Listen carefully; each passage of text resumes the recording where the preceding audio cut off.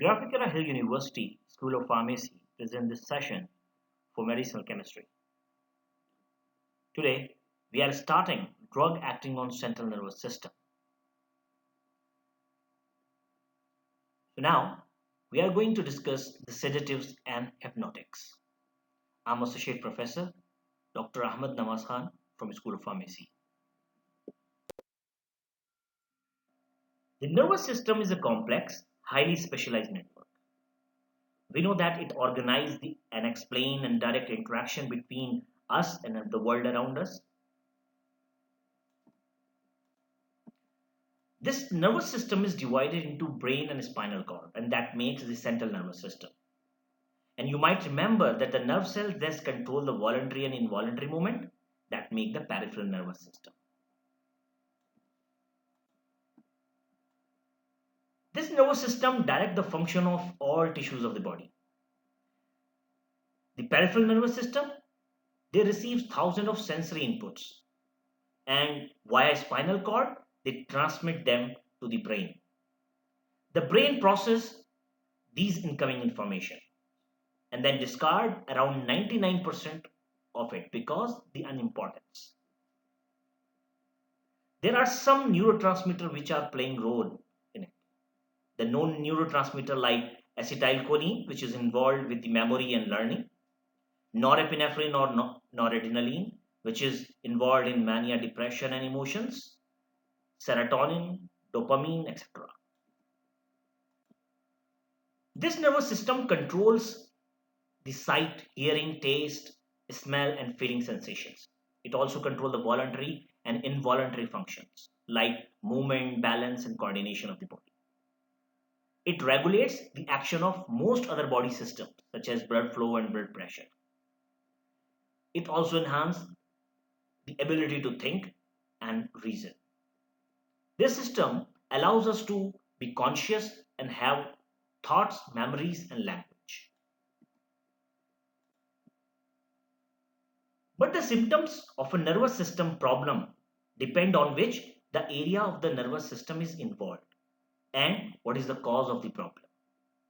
Like it is degenerative, that means the nervous system problems may occur slowly and cause a gradual loss of function of the brain.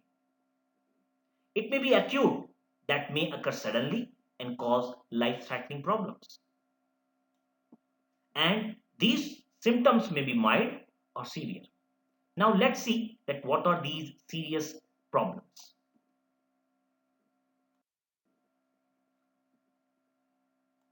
So some serious conditions, disease and injuries that can cause the nervous system problem include blood supply problem, which is a vascular disorder.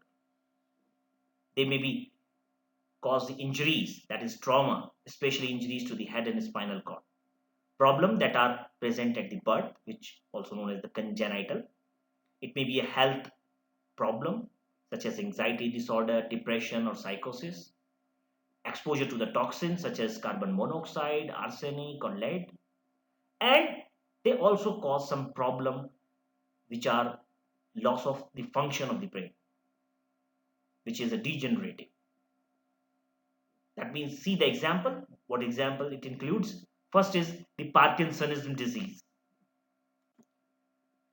This Parkinson disease is the combination of the movement abnormalities such as tremor, slow movement, impaired speech or muscles stiffness, etc. Next is multiple sclerosis, which is a potentially disabling disease of the brain and spinal cord.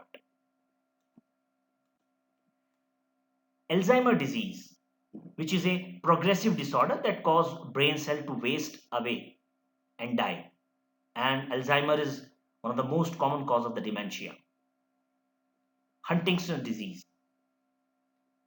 This is an inherited condition in which nerve cells in the brain break down over the time.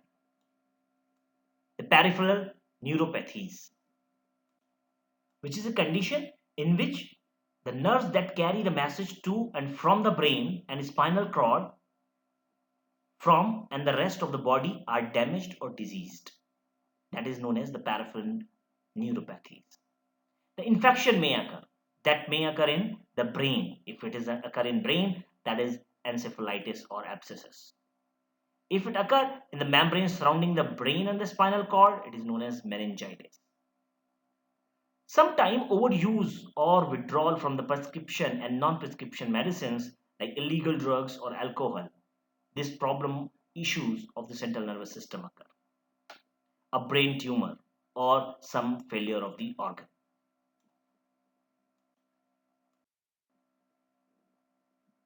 Now, in the nervous system, in order to control the problems which are occurring in the central nervous system, we use the anxiolytics, sedatives, hypnotics, anticonvulsant, etc.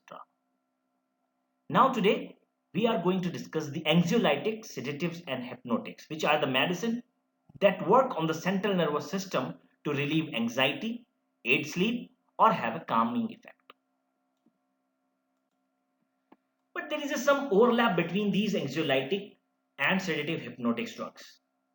Why we are taking them in the same class, although they are a little different. So they often have several structural features in common and likewise often share at least one mode of action, that is positive modulation of the action of gamma aminobutyric acid GABA at GABA A receptor complex. This is very important, the gamma aminobutyric acid. We will see what is this GABA. But first let's see that what is the main class of the drugs that fit into this category. The one is benzodiazepines. The second is barbiturates. The last is some miscellaneous compounds like amide, aldehyde, etc. Carbamates, etc. So first discuss what is this GABA. This GABA is gamma aminobutyric acid. Is a naturally occurring amino acid that works as a neurotransmitter in our brains. Neurotransmitter function as a chemical messenger. So the GABA is considered an inhibitory neurotransmitter because it blocks or inhibits certain brain signals, and that's why it decreases the activity in our nervous system. This GABA, it gives the calming effect in our brain. So now what these barbiturates are? The barbiturates are a class of drug that were used extensively in 1960s and 1970s as a treatment of anxiety, insomnia and seizures disorders.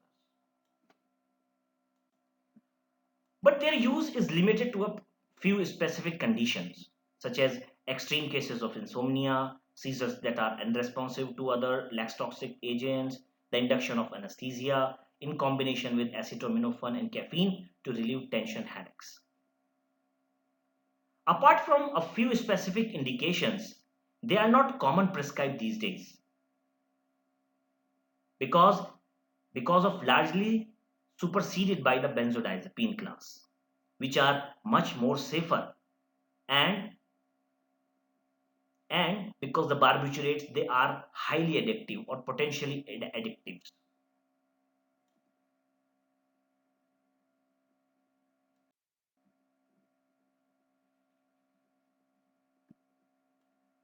Now these barbiturates in high dosage they cause confusion, slurred speech, staggers like they are drunk. At a too high dose, they can lead to the unconsciousness, breathing difficulties, and sometimes death. There are some difference between the barbiturates class. The drugs, they are some are long acting, some are intermediate acting, some are short acting barbiturates. Like phenobarbital, which act up to 24 hours.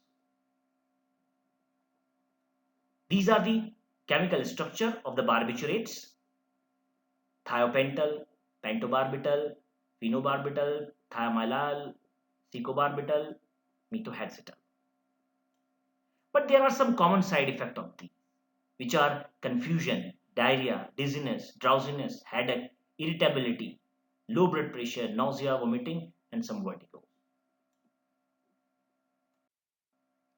These barbiturates, because they are very addictive, so some athletes they do some mischief and they cheat. So when if in case some athlete or some any person take These barbiturates, they have a drug test detection time. That means in urine, they stay for up to 21 days. In saliva, they come out up to 3 days. In blood, they can come up to 72 hours. But in hairs, they come up to 90 days. And that's forensic scientists and researchers, they used the hair follicles for detection of the barbiturates, especially in the athletes. But there are some factors which influences the detection time, like the body mass, age, gender, food, liver function, frequency of use, and metabolic rate, etc. Now then, what are these benzodiazepines?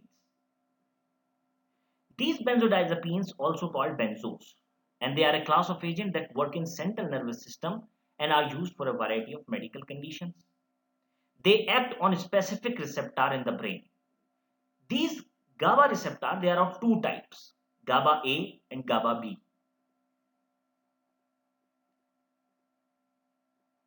So they act on the GABA A receptor, benzodiazepines. So they attach to these receptor and make the nerves in the brain less sensitive to stimulation. Such has a calming effect. Benzodiazepine also used to treat the alcohol withdrawal, anxiety, muscle relaxant, panic disorder, seizures, sleep disorders, and also to induce the relaxation and cause amnesia prior to the surgical operations. Now, all benzodiazepines work in a similar way, but there are differences in the way individual benzodiazepines they act on the GABA A receptor. So, some of benzodiazepine they are more potent than others or work for a longer length of time. Means there is a working time difference. When prescribed by a doctor and used for short period of time, such as the day of surgery, for less than 2 weeks to aid sleep, benzodiazepine are safe to take. While the barbiturates, they are potentially addictive. Commonly reported side effects include the amnesia, which is forgetfulness, confusion, constipation, nausea, sexual dysfunction, unsteadiness when walking or standing, unusually slow and shallow breathing, vision problem, blurred or double vision. These are some of the examples with this structure like nordiazepam, diazepam, lorazepam, oxazepam, which comes under the benzodiazepine class. So before we start the medicinal chemistry part of these sedatives and hypnotics class, which act on the central nervous system, we have to differentiate that what are the difference between these terminologies, which sometimes some people say these are synonyms. However, they are not the synonyms. They have a little difference, like anxiolytic, which inhibit anxiety, and it inhibits the anxiety by alter the way serotonin works in the brain. Tranquilizers, they control the aggression without pain relief. Unlikely sedatives, which reduce the pain, sedatives also control the aggression but also do the pain relief. Tranquilizers only control the aggression. These sedatives, they are slow acting drug having very flat dose response. They reduce the excitement and calm the patient without inducing the sleep.